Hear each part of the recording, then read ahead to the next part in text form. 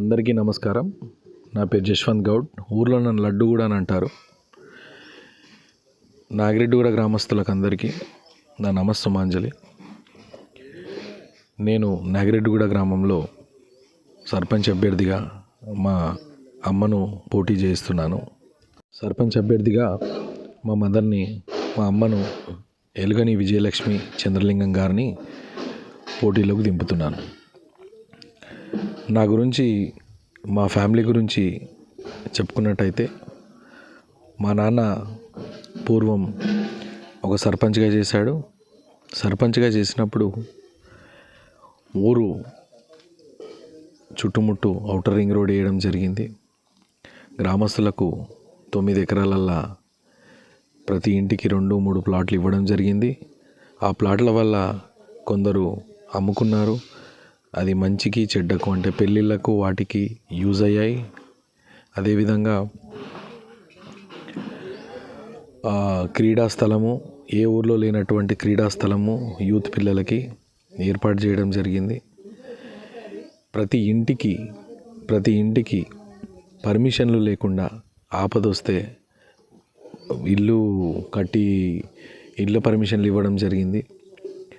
మరియు ఊరికి సివేజ్ కానీ, శ్మశాన వాటిక కానీ, ఎస్సీబీసీ కమిటీ హాల్స్ కానీ, డ్వాక్రా గ్రూప్ భవనం కానీ, కొత్త గ్రామ పంచాయత్ కానీ, స్కూల్కి డెవలప్మెంట్ కానీ, ఎన్నో రకాలుగా మా డాడీ తోడ్పాటు ఉంది ఈ ఊరికి. మరి ఇప్పుడు కాలం మారింది, జనరేషన్ మారింది. ఇప్పుడు ఏం కావాలి? ఈ రంగారెడ్డికి, ఈ సిటీకి దగ్గరున్న మా ఊరు భూమి వాల్యూలు చాలా ఎక్కువ అయ్యాయి. మామూలుగా డెవలప్మెంట్లు అనేటివి జరుగుతూనే ఉంటాయి. కానీ ఎక్కడ పీడిస్తుంది అంటే, 5 గుంటలు 10 గుంటలు ఉన్న భూములు అన్నీ అమ్ముకున్నారు, ఇల్లు బాగా కట్టుకున్నారు, బండ్లు తెచ్చుకున్నారు. కానీ ఆ అమ్ముకున్న డబ్బులతోని కొందరికి అప్పులు ఇవ్వడం జరిగింది. కొంచెం దూరం వెళ్ళి మళ్ళీ అదే విధిగా భూములు కొనుక్కోవడం జరిగింది. ఒక రైతుకి భూమి ఇస్తే ఏం చేసుకోవాలో తెలుసు పొద్దున, కానీ డబ్బులు ఇస్తే చెల్లాచెదరు. అలాగే ఇంట్లో ఆడవాళ్ళకి ఇన్కమ్ లేకుండా అయింది. కాబట్టి ఆడవాళ్ళు ఏం చేస్తున్నారు? పొద్దున 7-8 గంటలకు లేస్తున్నారు, మా ఊరు నుంచి హౌస్ కీపింగ్ జాబ్లోకి వెళ్తున్నారు. మరియు పిల్లల్ని విడిచిపెట్టి ఊరు ట్రాన్స్పోర్ట్ కూడా, బస్ ట్రాన్స్పోర్ట్ కూడా బాగా తక్కువైపోయింది. చాలా ఆవేదనకు గురవుతున్నారు. నేను దీన్ని ఎదుర్కొని ఏం చేయాలనుకుంటున్నానంటే, ఊర్లోనే ఆడవాళ్లకు స్వయం ఉపాధి కేంద్రాలు ఏర్పాటు చేయాలనుకుంటున్నాను. స్వయం ఉపాధి కేంద్రాలు చాలా ఉన్నాయి గవర్నమెంట్ స్కీమ్ నుంచి. ఇంతకుముందు వచ్చిన సర్పంచులు కానీ, ఇంతకుముందు వచ్చిన అధికారులు కానీ ఏ విధమైన సమాచారాలు కానీ, దానికి సంబంధించిన ఇన్ఫర్మేషన్ కానీ ఇవ్వడం జరగలేదు. కాబట్టి స్వయం ఉపాధి కేంద్రాల వరకు వస్తే ప్రతి ఆడవిళ్ళకి నెలకి 15,000 నుంచి 20,000 వాళ్ళ సొంతంగా సంపాదించుకునే ఒక స్వయం ఉపాధిని మనము ఇవ్వాలనుకుంటున్నాం. అది స్వయం ఉపాధి కేంద్రాలకు ముందుగా ఒక 6 నెలలు ట్రైనింగ్ ఇచ్చి, ఎంబ్రాయిడరీ వర్క్ కానీ, బ్లౌజ్ మీద ఇప్పుడు తెలిసిన విషయం ఏంటంటే, చీరల కంటే ఎక్కువ బ్లౌజుల మీద వర్కులు ఉన్న బ్లౌజులు ఎక్కువ రేటుకు అమ్మకానికి జరుగుతున్నాయి.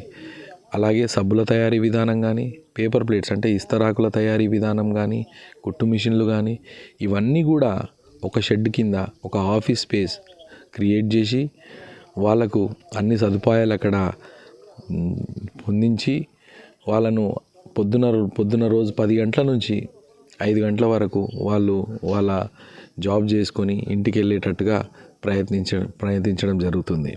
అలాగే మా ఊర్లో ఎంతోమంది యువత అన్ని చెడు అలవాట్లకు బానిసత్వంగా చెందుతున్నారు.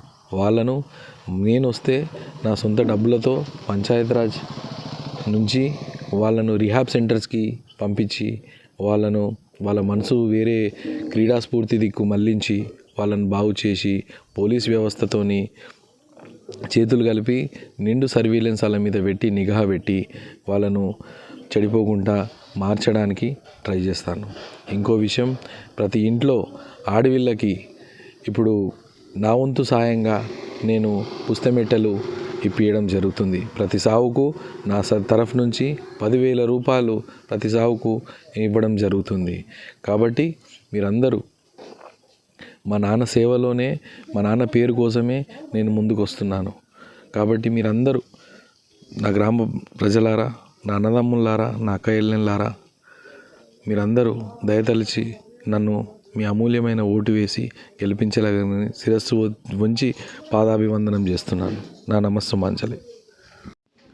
ఇంతకుముందు చెప్పినట్టుగా మా ఆడవాళ్ళు, మా ఆడపిల్లలు ఊర్లోకి నుంచి బయటికి వెళ్ళడానికి చాలా ఇబ్బందులు పడుతున్నారు. బస్సులు టైంకి రావడం లేదు, ఒకటే బస్సు రావడం జరుగుతుంది.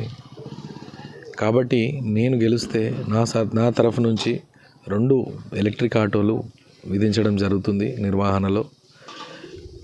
అది ఖాళీ పొద్దున బిజీగా ఉన్న టైం అంటే పొద్దున స్కూళ్ళు మరియు ఉద్యోగాలకు వెళ్ళే సమయంలో ఒక 2 ఆటోలు తిరగడం జరుగుతుంది. అదేవిధంగా మళ్ళీ తిరిగి ఇంటికి వచ్చేటప్పుడు మధ్యాహ్నం 3 గంటల నుంచి 4 గంటల నుంచి మళ్ళీ తిరగడం జరుగుతుంది 8 గంటల వరకు. కాబట్టి ఇది నా తరఫు నుంచి నా ఆడపిల్లలకు నేనిచ్చే ఒక బహుమతి. ధన్యవాదాలు.